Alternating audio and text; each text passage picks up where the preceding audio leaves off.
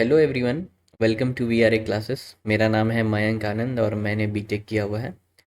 आज जो हमारा चैप्टर है उसका नाम है is matter around us pure. देखिए, हम लोग केमिस्ट्री का सेकंड वीडियो लेकर के आ चुके हैं, सेकंड चैप्टर का। एंड इस चैप्टर में जो बेसिकली क्वेश्चंस डिस्कस होंगे उस के जो टॉपिक रहेंगे क्वेश्चंस के, वो मेनली होवर करेंगे एलिमेंट्स क्या होता है, कंपाउंड्स क्या होता है, इम्प्योर एंड प्योर सब्सटेंस क्या होता है, मिक्सचर क्या होता है, यही सब चीज़ के बारे में। तो चलिए शुरू करते हैं।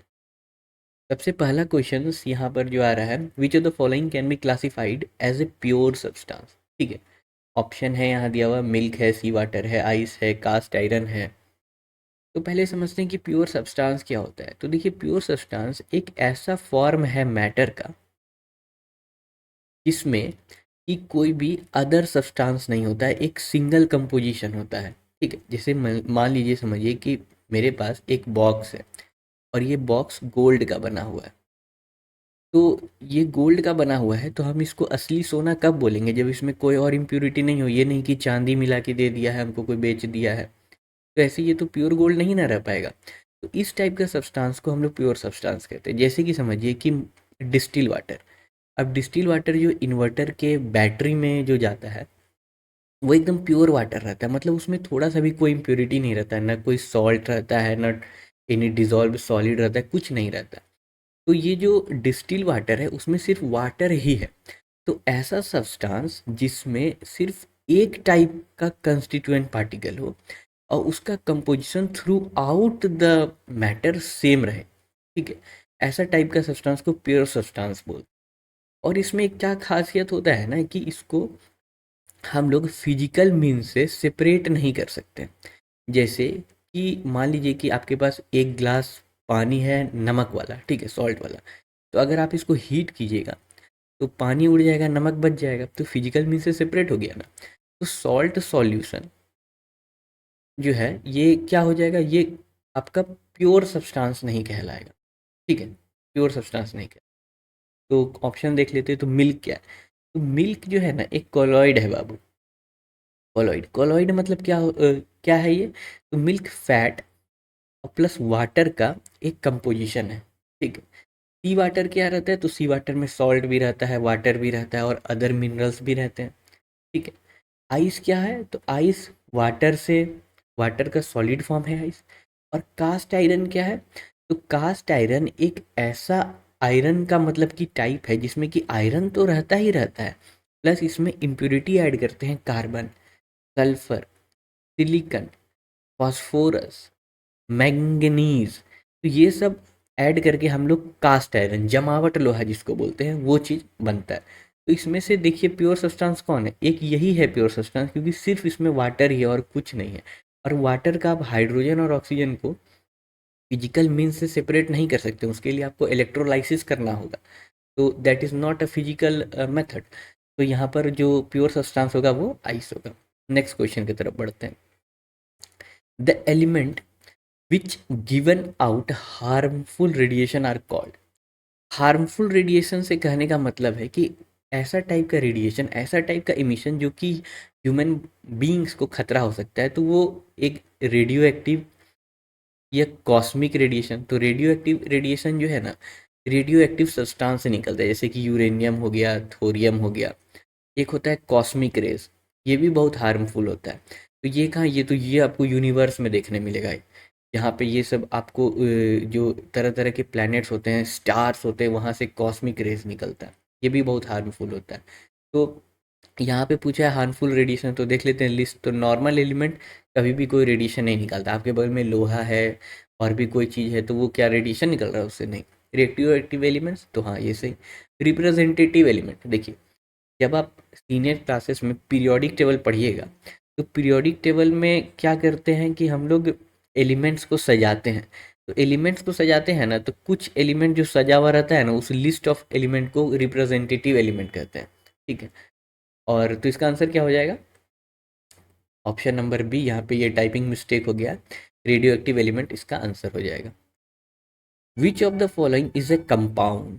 देखिए यहाँ पे कंपाउंड, कंपाउंड और एटम।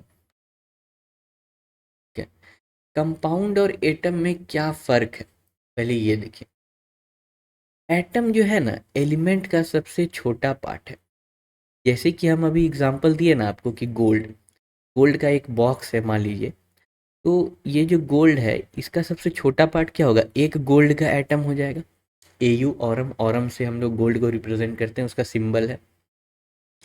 कंपाउंड क्या है कि जब दो या दो से ज़्यादा एटम अगर कंबाइन हो गया ना तो उसको कंपाउंड बोलते हैं। जैसे कि हाइड्रोजन और ऑक्सीजन क्या है, एटम है।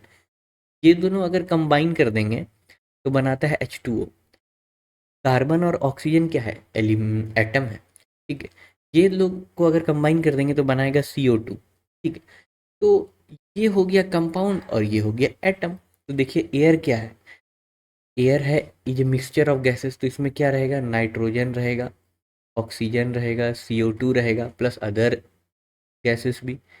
मिल्क क्या है, तो मिल्क एक फैट और वाटर का मिक्सचर है। एक ये एक टाइप का milk is a type of colloid. ठीक है, एंड आयोडीन, आयोडीन क्या है, तो आयोडीन एक एटम है, एक एलिमेंट है। ठीक है, ये एक प्योर सब्सटेंस है।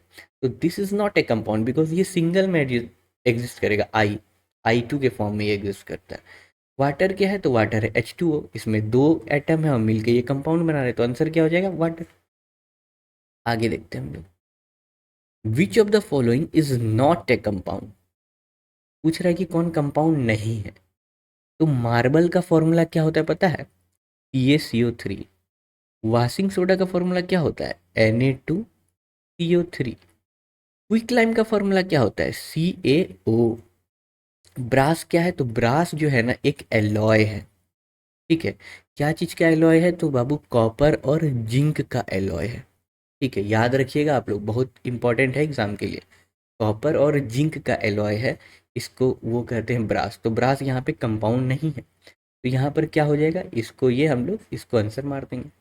एक और याद रख लीजिएगा, होता है ब्रॉन्ज। ब्रॉन्ज जो है ना कॉपर और टिन का एलॉय होता है। एसन, स्टैनस, स्टैनिक, ये दो फॉर्म में एग्जिस्ट करता है। टिन का वो लैटिन नेम है। ठीक है, आगे बढ़ते हैं। Fifth number question, which of the following is not a stable mixture. Stable mixture कहने का मतलब क्या हुआ कि ऐसा टाइप ऑफ मिक्सचर जो कि अपने आप अलग नहीं होगा। एग्जाम्पल से समझिए कि मान लीजिए कि आपको शुगर प्लस वाटर घोल दिया जाए, तो चीनी पानी अगर घोर के रखिएगा तो क्या आप उसको सुबह पीजिएगा तो ऐसा होगा कि यहाँ पे से पी रहे हैं ड्रॉपर से लेके तो फीका लग रहा है, यहाँ से पी रहे हैं तो मीठा लग रहा है, ऐसा कुछ नहीं होता है। ठीक है, दूध ले लीजिए, यहाँ से दूध पीजिए या यहाँ से दूध पीजिए, वो दूध ही है। ठीक है, ऐसा नहीं है कि ऊपर पानी आ गया है नीचे दूध है, ये सब नहीं होता। तो और एक एग्जांपल ले लीजिए, जैसे मान लीजिए कि आप क्या कि एक पानी भरा हुआ गिलास ले लीजिए, उसमें मिट्टी डाल दीजिए। जैसे ही आप मिट्टी डालिएगा तो थोड़ा देर तक तो वो मिला हुआ रहेगा, लेकिन बाद में वो क्या होता है, सेटल हो जाता है, सेडिमेंटेशन प्रोसेस जिसको बोलते हैं, और नीचे में ऊपर क्लियर वाटर हो जाता है। तो this is a form of unstable mixture, ये वाला। तो देखिए आंसर क्या हो जाएगा, इसमें आप लोग खुद ढूंढ लीजिएगा। विच of the following is not a stable mixture, तो मिल्क, तो भाई ये तो स्टेबल मिक्सचर है ही, तो इसको नहीं लेंगे। शुगर इन वाटर, ये भी है। Copper sulphate in water, CuSO4, जब पानी में डालिएगा ना तो ये स्टेबल मिक्सचर है। ठीक है, चॉक पाउडर इन वाटर, इसको कभी डाल के देखिएगा, ये एक सस्पेंशन है, मतलब कि कुछ समय के लिए पानी वाइट वाइट रहेगा, कोलॉइड का फॉर्मेशन करेगा, और बाद में क्या होगा कि चॉक नीचे बैठ जाएगा और पानी ऊपर क्लियर हो जाएगा। तो this is a form of unstable, means not a stable mixture. तो आंसर क्या हो जाएगा, chalk powder. Air is regarded as a, तो air is a mixture of gases, हम लोग शुरू से ही पढ़ते हुए आए, इनफैक्ट मैंने भी पढ़ा है। Air is a mixture of gases, तो आंसर इसका यही हो जाएगा। यहाँ देखिए, the alloys of mercury with metals are called, इसका आंसर हो जाएगा एमालिगम। ये आप लोग याद रखिए, बाकी ऑप्शन हम समझा देते हैं। मर्क्यूरेट्स क्या होता है, जब भी मरकरी अल्कली मेटल्स के साथ सॉल्ट का फॉर्मेशन करेगा तो उसको क्या बोलेंगे, मर्क्यूरेट्स बोलेंगे। अल्कली मेटल्स कहने का मतलब कि सोडियम, पोटेशियम, ये सब metal. Gun metal, gun metal जो है वो कॉपर, जिंक और टीन का एलॉय से बना हुआ एक मेटल है। इससे हम लोग पाइप्स बनाते हैं, मशीन के पार्ट्स बनाते हैं, गियर्स बनाते हैं, और पुराने टाइम में इससे कैनन डिज़ाइन किया जाता था, इसलिए इसको गन मेटल कहते हैं। जर्मन सिल्वर एक ऐसा टाइप का एलिमेंट है, ऐसा टाइप, सॉरी सॉरी, एक जर्मन सिल्वर एक ऐसा टाइप का सब्सटेंस है जो कि सिल्वर से बना हुआ नहीं रहता है। इसमें कॉपर रहता है, ठीक है, और साथ साथ जिंक रहता है, ठीक है, और इसमें निकल रहता है, ठीक है। यही निकल जो इसमें डाला रहता है ना, तो इसी कारण इसमें एक सिल्वरी शाइन आ जाता है, ठीक। तो आप लोग ये याद रखिएगा, इसका आंसर एमलगम होगा। यहाँ देखिए, iron is mixed with other metals to make an alloy called stainless steel. तो स्टेनलेस स्टील बनाने के लिए आयरन में क्या क्या चीज़ ऐड होता है, तो उसमें क्रोमियम एंड निकल ऐड करते हैं, ठीक है। आगे बढ़ते हैं। A solution which at a given temperature dissolve as much solute as it is capable of dissolving is said to be। मान लीजिए कि टेम्परेचर है रूम का 25 डिग्री सेल्सियस, और आप एक ग्लास पानी लेके बैठ गए। अब इसमें आप 1.5 चम्मच चीनी दे रहे हैं। 4 चम्मच चीनी देने के बाद अब आपको लग रहा है कि चीनी घुल नहीं रहा है। तो एट ए फिक्स टेम्परेचर, अब आप तो, आपका जो मान लीजिए रूम टेम्परेचर है, वो रूम टेम्परेचर इसी के आसपास रहता है, आप उसमें कुछ ऐसा कर नहीं रहे कि रूम का टेम्परेचर भागेगा। तो इस पॉइंट पे 4 चम्मच डालने के बाद अगर चीनी और नहीं मिल रहा है पानी में, उस ग्लास ऑफ वाटर में, तो उस स्टेज को बोलते हैं कि अब आपका सॉल्यूशन सैचुरेटेड हो गया है। और यहाँ पे क्वेश्चन में वही बोल रहा है, तो इसका आंसर क्या हो जाएगा, सैचुरेटेड। सेमी सैचुरेटेड क्या होता है, देखिए ऐसा कोई टर्म अगर आ जाए सेमी लग के, तो सेमी मतलब कि आधा, तो ये पूरा सैचुरेटेड है ना। आधा कब सैचुरेटेड हो जाएगा, जब मान लीजिए 4 चम्मच में होता है तो 2 चम्मच में ये आधा हो जाएगा, ठीक है। अनसेचुरेटेड मतलब कि सैचुरेटेड अभी हुआ नहीं है, तो सैचुरेटेड से होने वाला पहले का फेज।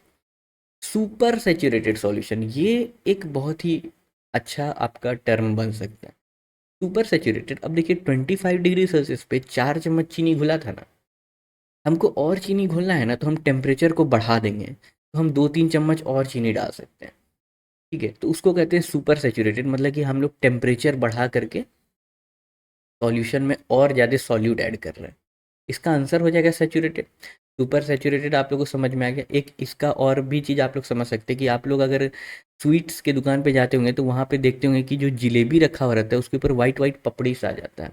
पता है वो क्या है, वो दरअसल रहता है चीनी। जब जलेबी को डाला जाता है चाशनी में, तो चाशनी बहुत गर्म रहता है, तो वहाँ पे ज़्यादा सॉल्यूट घुला हुआ रहता है, वो सुपर सैचुरेटेड स्टेट में रहता है।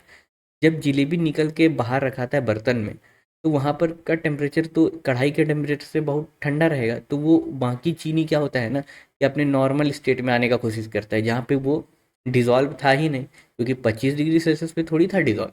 तो वही सब चीनी ऊपर आपको दिखता हुआ मिलता है। तो at the time the jalebi is put in, it is in the super saturated state solution, and after that it comes to a normal saturated solution। ठीक है, आगे बढ़ते हैं। विच of the following provides an example of true solution.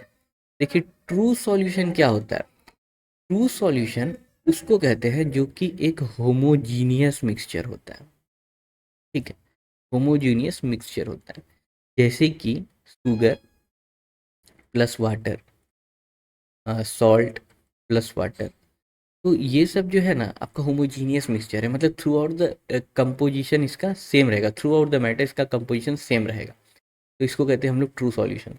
तो blood, blood जो है ना colloid का एग्जाम्पल है, हम बताएंगे आगे कोलॉइड क्या होता है, ठीक है। मिल्क क्या है, तो मिल्क भी एक टाइप का कोलॉइड है, क्योंकि इसमें फैट और वाटर रहता है। स्टार्च सॉल्यूशन भी एक तरह का कोलॉइड है, लेकिन शुगर सॉल्यूशन एक ट्रू सॉल्यूशन है, ठीक है।